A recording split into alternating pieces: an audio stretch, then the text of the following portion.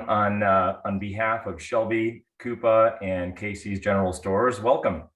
This is Shelby and Coupa's third webinar in our series of industry thought leader spotlights. And we're excited to hear from Casey's General Stores today and hear a little bit about their journey of digitally transforming the function of procurement across a pretty highly distributed organization. So a bit of a spoiler alert, you are going to hear about some novel strategies, both internal customer facing as well as external supplier facing, that Casey's executed to drive their program success. And our goal today is to share some very tangible takeaways that we hope you can leverage on your own journey.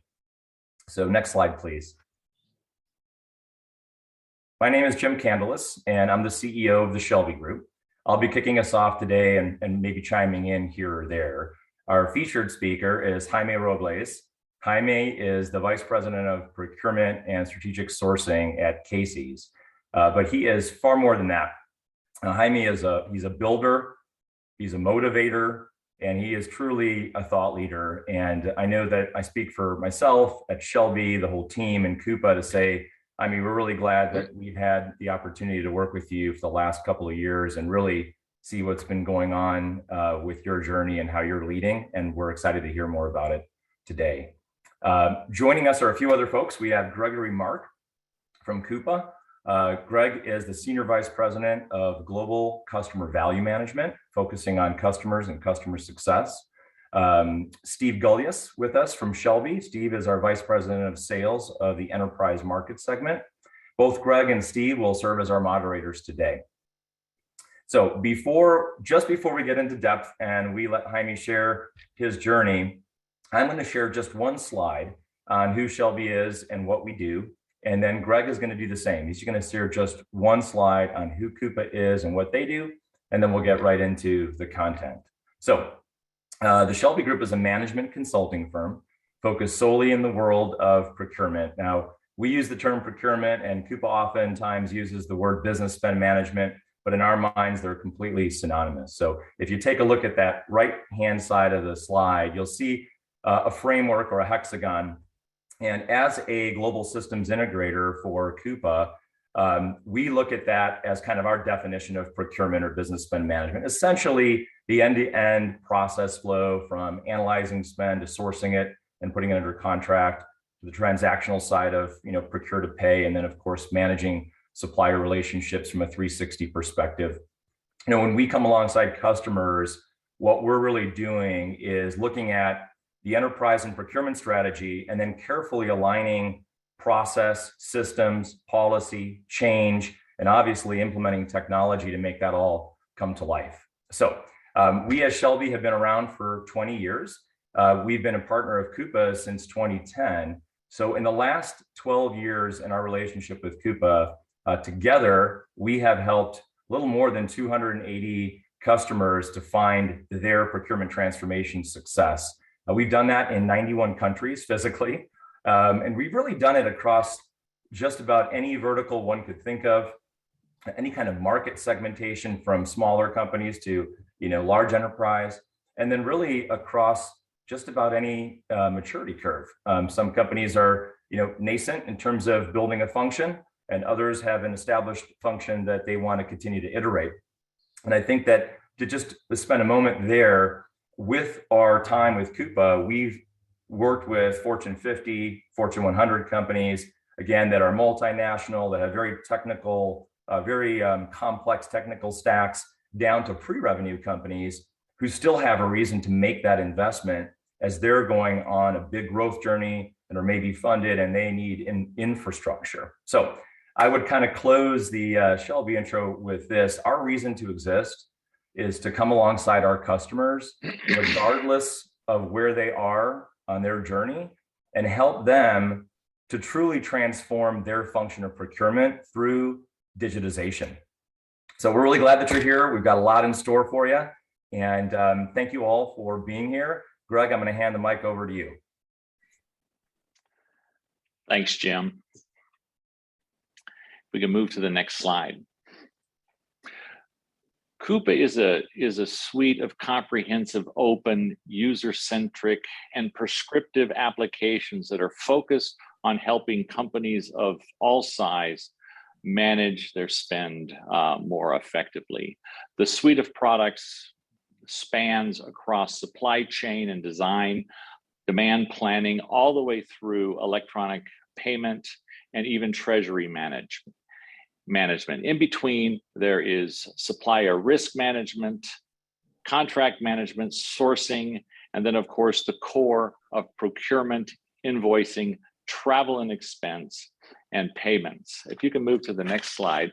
But what really differentiates Coupa in the market is the way that we are leveraging the community of Coupa customers in such a way that we take the transactional data that is being generated daily from over 2,000 customers, interacting with over 7 million suppliers, encompassing some $3 trillion in spend across 180 countries, and apply data science and artificial intelligence to that data store in such a way that we can provide our customers with insights and with knowledge and with a real competitive advantage in how they approach the market.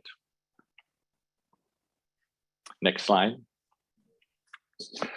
So let's kick this off. Jaime, thanks again for being with us today. Let's start, if we will, by telling our audience a little more about Casey's General Stores. Sure. Thank you, Greg and Jim, everyone. Welcome to this webinar. It's great to be here. So a little bit about Casey's. So Casey's, for those that are not familiar with the Midwest in the US, we are a 400 to 500 company. We are a convenience store. We are the top fifth largest, on the top 5 convenience store chains in the US. We got more than 2,400 locations in 16 states across the country. We got more than 625 million guest transactions every year. And we are the 45th restaurant chain in the US as well. So, and just for your curiosity, we are the 5th largest pizza company in this country as well. So we make great pizza. It's our signature, it's a crown jewel.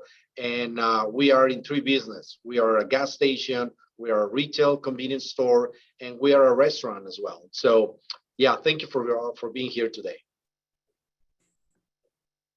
Great, thank you, Jaime. And before we get talking about building procurement from the ground up at Casey's, I think our audience would be interested in hearing about your previous roles that you've had in the procurement and sourcing space. If you could share those.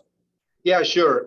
So I've been my whole life in strategic sourcing and procurement, always in this side of the table, supply chain, procurement, strategic sourcing, looking for value for the companies. I was born in Mexico, and then out of college, I joined the automotive industry in a joint venture with General Motors and GIS over there in Mexico. And then after a brief period over there, I moved to 7-Eleven, where I was responsible for the whole country procurement process.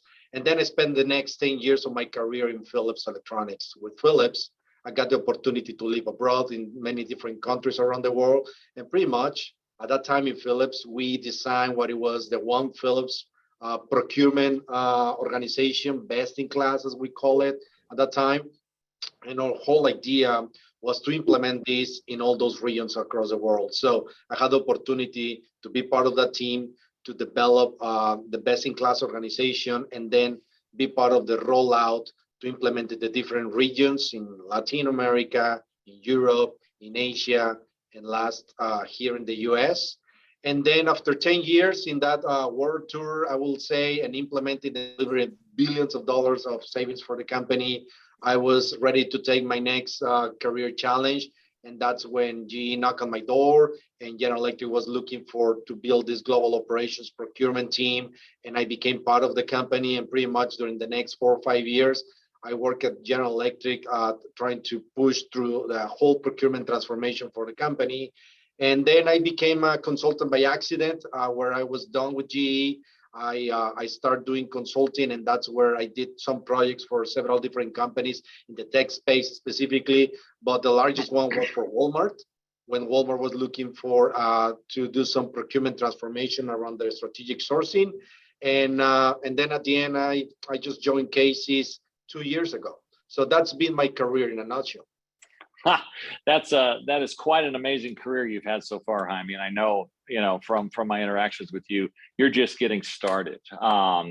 What was the situation that you started with at Casey's in 2020, and what were your goals when you first arrived? Yeah, when I joined Casey's, and this is very interesting, Casey's, as I said, it's a top 500 company, and they didn't have a procurement function. An official procurement function didn't exist in the company. So you can imagine all the money that we were spending, and there was no procurement process, technology, team, nothing. So we had to build the whole function from the ground up. So that was the situation here. So pretty much every function by us was doing all the procurement by their own, selecting their own suppliers, no POs, no system, no RFPs, no process, nothing in the transactional side, nothing in the tactical, very little in the strategic in some of the functions that they were doing by their own. So pretty much when I interviewed for my current position, the CEO asked me what was my goal for procurement at Casey's. And I told him that my goal was to make procurement invisible, to build procurement from the ground up, to put a platform, to build a team around technology and put technology on its core, and build this procurement ecosystem, this procurement tech house, where we will have the best of breed, the different technologies, and we will have a procurement team around that, and we will give the power and the self-service model to the functions. And all that while delivering tremendous value for the company. And as I like to call it, is making procurement invisible. Great, thank you, Jaime. To that extent, why did you feel it was important to make procurement invisible at Casey's? Yeah, that's a good question. I think about the way that procurement is seen inside most of the organizations today, and is regarded mostly back office operation, right? We do amazing things with process automation, e-auctions, RFPs, analytics. But the fact is that as discipline, I believe we have an image problem. I believe that the role of the CPO is to manage the procurement brand inside and outside the organization. I think that CPO and as leaders, we should ask ourselves, what is our procurement brand? How we are perceived out there in the rest of the company and with our main partners and the rest of the community? How do C-level CEO role as CPOs? What the stakeholders think about the value that you bring to the process? I don't think we can elevate the role of procurement from back office to strategic partner if we don't begin to understand the experiences that we create. Does the procurement make it easier and better for the people in your company to get the work done, or do we make it more complicated? And I believe we can argue about all the transactions and all the span and visibility and process and risk and all the stuff. But I believe that the most fundamental role as CPO is to create a great purchasing and sourcing experience. When you look at everything that is out there in the market, in white papers, and anything that is devoted to procurement transformations, which I've seen so many different companies out there, it is nothing else but a procurement reorganization. They just change org charts and they just change titles, but they keep doing the same. They don't change dramatically the way we do business. Just think about how the whole world has moved from product in a box to solutions to experiences. If you don't believe about that, just think about the Ubers, the Airbnbs, the Amazons, the Honeywells. These companies change dramatically how the world works today, creating frictionless experiences. And that's what I believe we should do in procurement, and that's what I believe we need to make procurement invisible.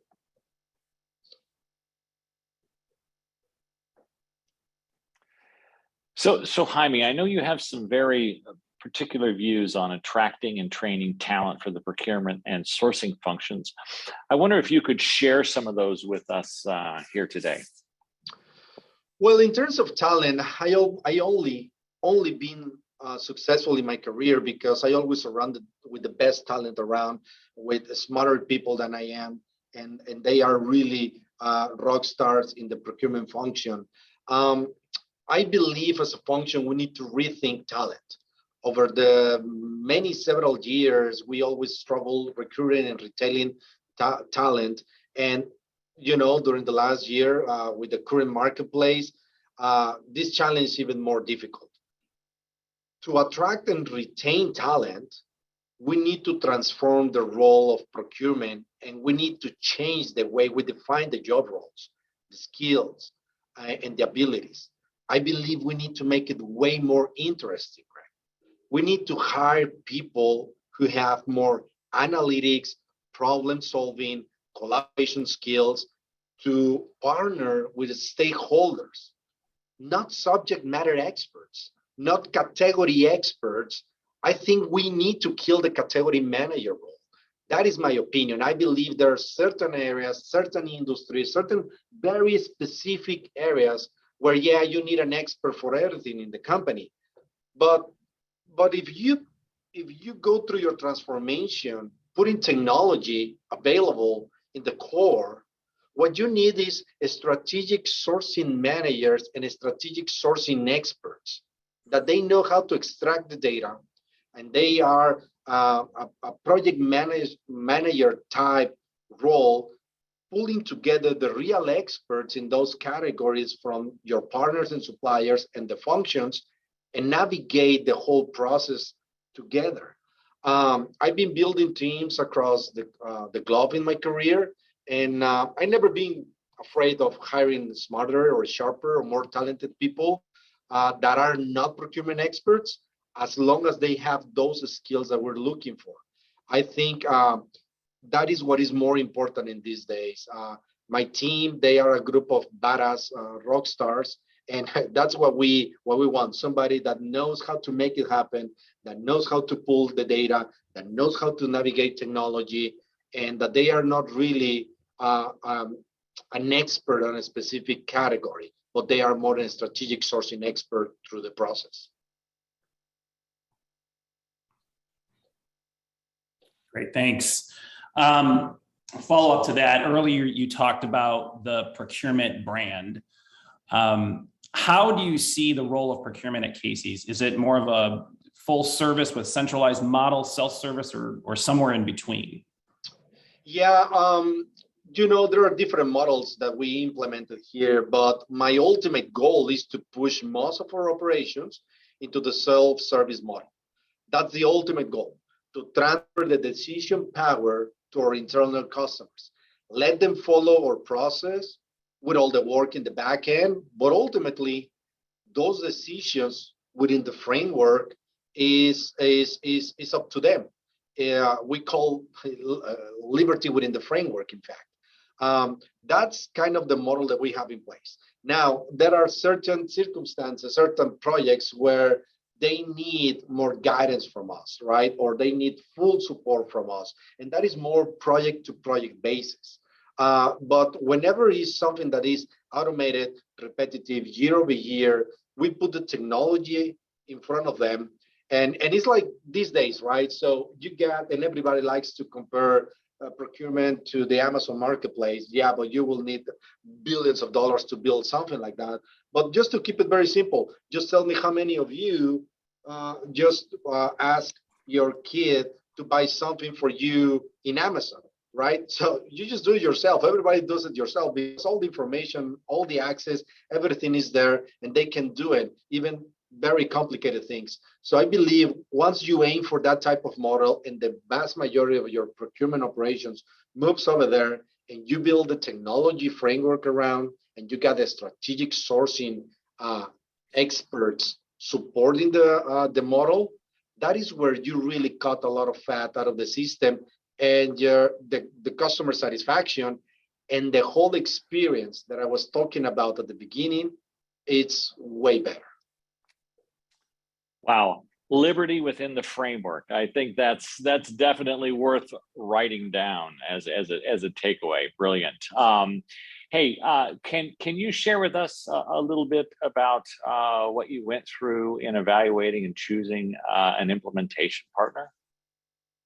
Yeah, sure. So since we joined Cases, one of the things that we said we will do first is implement all this technology, right?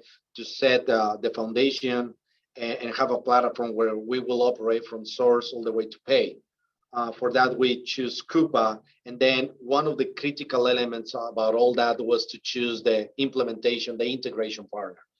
I cannot make enough emphasis to everyone on how important is that, because it's going to be a multi-year engagement where you need somebody not only with the expertise, but the flexibility, the support, the knowledge to help you to navigate through all the things that you're going to encounter that are out of your control or that you didn't know it exist. I truly recommend you evaluating partners based on their capabilities, their experience, and all the insights that they can bring to procurement. So I think there are many options out there. You can go either with the big firms, or you can go with the smaller firms and boutique, more specialized applications. How to choose the right one? I think it's a major overtake to implement these technologies and change behavior. What we look for is an extensive case library that you can use for your benefit. You look for a lot of expertise in the change management piece and how much effort and energy is put into that across the whole life of the project. That is extremely important. Flexibility, because you will need to pivot several times. What you think at the beginning of the project is nothing like it 6 months later, 12 months later, etc. Now, during this environment, we discover that you can implement all this and integrate all these technologies and systems without being present, doing all that remote.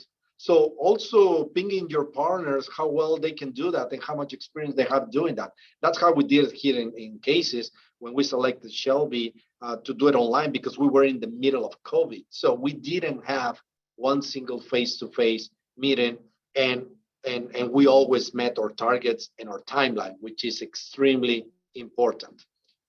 I think the final and single most important factor in choosing your implementation partner is the engagement team. I cannot make enough emphasis about that. So can everybody implement it or integrate what you're looking for with all these technologies? The answer is yes. Different prices, different approaches, but all of them can do it. But what type of engagement team they are putting in front of you? In the last 18 months, we've been implementing technology here at Cases with different systems around. When we choose Shelby as our integration partner, it was a big bet from our side, but it paid high. It paid really well because they were really good. And I'm just saying this because it's the reality. It's a major overtake, and they were amazing on how to address the issues, how to find solutions, how to pivot directions, how to bring a different mindset, because this is another element that you will encounter. Sometimes you will implement new technology and your current customers and stakeholders, they will try to keep doing the same, but now with a new platform. So they won't challenge the opportunity to change your process and how you will be doing business. The importance is if you bring new technology, that also you have an integrator partner to help you to make it better, to improve your process, and to improve the whole experience. I think you need to really pay a lot of attention to the engagement team. That is the most critical aspect, because you're going to be dating them for a couple of years, most likely, and that is important that you like them. Thank you for that. Well, now that you're live, and have the platform up and running, what are some of the key success metrics that you have achieved in transforming the procurement and sourcing function at Cases? You could share those, please. Yeah. So in terms of, well, we got different metrics here, but something that it was very, very important for us, it was to bring automation to the company. I don't know if I mentioned this at the beginning, but we were heavily paper-oriented transaction company. 95+% of our transactions were paper. What I mean by that is, imagine this, hundreds of thousands of paper invoices. I don't know how many hundreds of thousands of paper checks, and most likely millions of different transactions, and all that paper. So very little electronic digital transactioning going on. And that was one of the major reasons why we want to go this route on digitize the whole process from source to pay. So that was very important for us. So to bring catalogs, ordering, doing it in a marketplace, how do you onboard suppliers, moving everybody to electronic payments, electronic invoicing. So from catalog orders, we didn't have a PO system, so it was 0% in the first goal. In the first year, we already achieved 73% of our total transactions are catalogs. 62% from less than 19% is now electronic payments. Electronic invoicing went from 5% now above 60% in just 1 year. So imagine all the ways, all the hours, and all the savings that you go across the system just in that phase. Now, in the strategic side, or savings, yeah, we just have one of the most difficult, challenging supply chain years here in history, not just for cases, but the whole world, I guess. Do all the things that everybody knows: high inflation, shortages, supply chain constraints and bottlenecks, labor constraints. And here, my function as a CPO, I'm responsible for direct and indirect. So it's both sides as well. So we deliver close to 10% savings overall for the whole company. And this is hard savings. We reduce our risk tremendously to be single source, with almost 70% of my key sourcing channels were through one supplier only. I didn't have other options. Imagine that nightmare when we hit all the supply chain issues that we were facing with the bottlenecks. And we were able to reduce that to almost 15% now only. Or contract spend, it was less than 20% penetration in the whole company. And now we are closer to 80% of my spend is going through the right channels and the right contracts. Because again, as I mentioned before, we build this procurement house that the job is not only done by my team, but my partners and the functions helping us to build all this stuff. So not only we build the platform with the source to pay, we put the best of breed on different technologies, another technology for contract lifecycle management, another technology for analytics, and different other technologies for other areas of the company, where we believe it's important to keep moving to achieve all those ambitious goals that we have, and all that while developing the results and building the team from the ground up. I was employee number one for the organization, and the whole team just took the challenge, and we start building all those functionalities within the responsibilities. Hey, those are pretty impressive results, Jaime, and trust me, I see a lot of metrics and results from our customer base, because that is the role of my team. But what I know about you, Jaime, is I know that you're never satisfied. So tell me what's next on your journey to help making procurement invisible there at Casey's.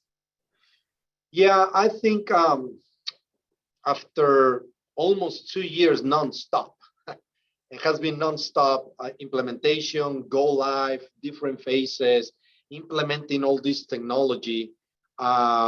We build the foundation, and now we're going for the second floor. We need to take a breather, pretty much, as an organization, and build upon what we have already, stabilize, take it to the maturity process and the maturity level, and max out those technologies capabilities, so we can get the most benefit out of it. we still in the middle of all this supply chain constraints, and we need every single day to navigate all those constraints and all the inflation pressure. So now we got the technology in house to help us to navigate all those areas. We need to keep working on our automation piece, in our digitization piece, and now to look for opportunities in the productivity side, how all this digital transformation that we're going here in cases, not only for procurement, but with operations and some other of my colleagues and partners in the company, how we can support those functions with their own initiatives through all the technology that we have in house. And I think one of the most important elements here is now about the only technology that I'm going to implement next year is about supplier data hub. We just closed a new agreement with another company, Graphite Connect, in fact, this week. And I'm very happy about that, because that is going to give us now all the elements to manage much better our supplier master data, which is our vision of make procurement invisible. Well, it's taking your supplier data hub into the cloud and not being responsible to keep that updated and clean. How many of my procurement colleagues out there struggle with all this year after year, that all your supplier master is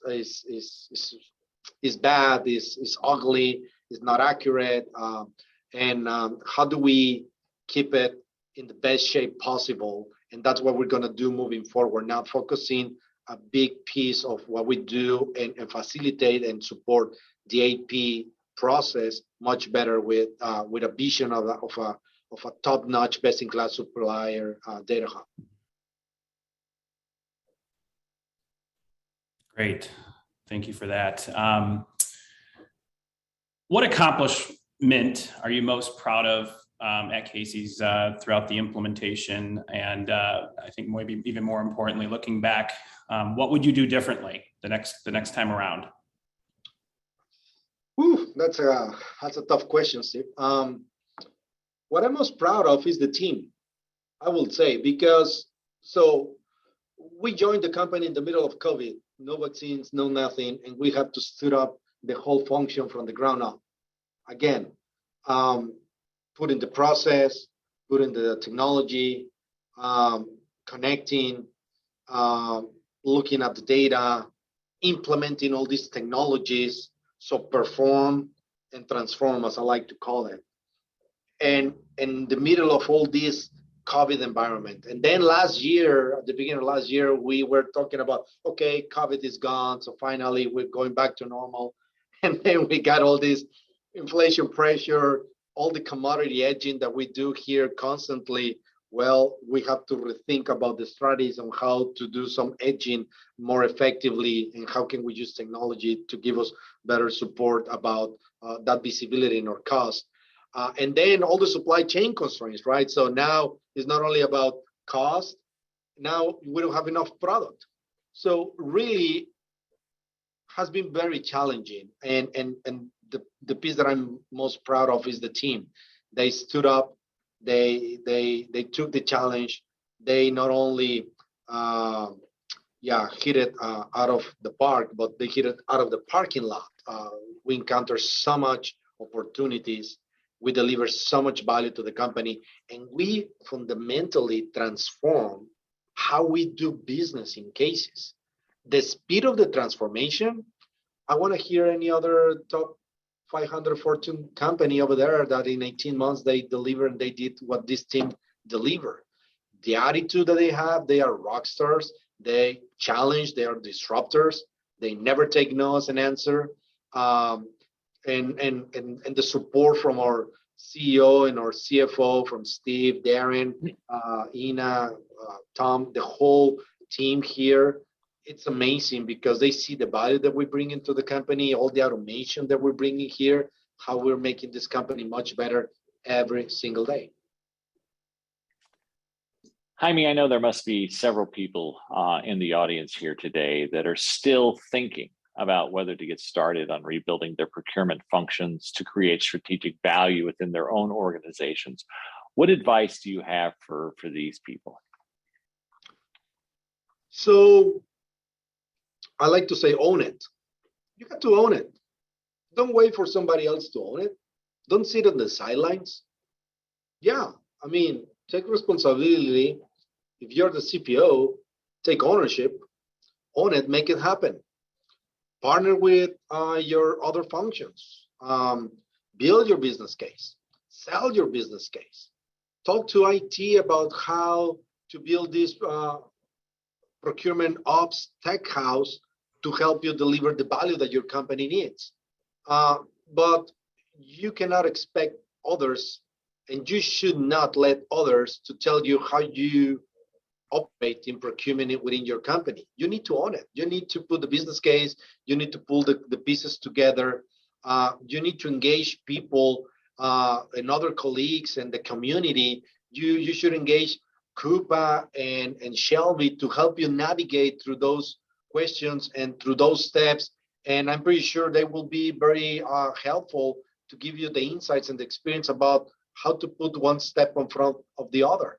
I think that is the most important piece. Build a business case, own it, make it happen. This is the best time to do it. And if you're still operating as we have done it as a function over the last 20, 30 years, yeah, that is going to be very challenging moving forward, because I don't even know how you can keep it up with cost, with visibility, with spend, with supply chain shortages, with all the bottlenecks, with all the labor constraint, with all the talent, with the big quit, with all the lack of talent out there. Really, you need to really own it and make a difference and make a dent to the universe if you really want to have a long career here in procurement.